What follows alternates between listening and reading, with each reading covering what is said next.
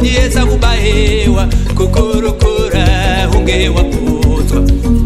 kusaterera kunoparera ndanga ndati nzara yangu yapera ndasvika pamuti uzere maonde seko zeva muonde unotedzerera asi ene ndakashenga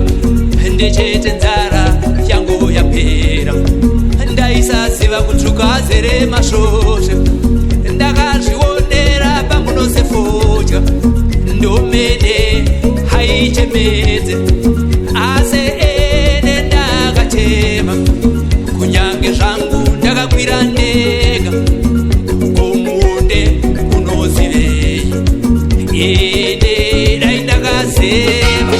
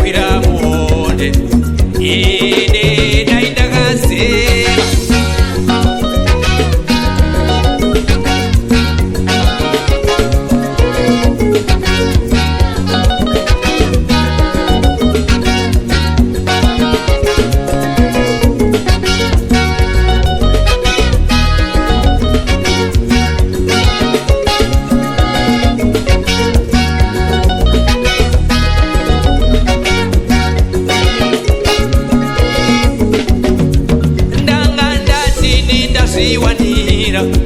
wangu ane ndoro chena wechidiki anotemwa dzichabuda mutsvuku anodzimarema ine ndakabvisa pfuma muchato wedu inga wakafadza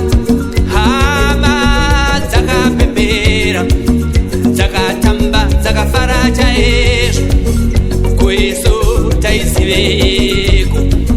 kuti kumberi kunerema mberi yakanofira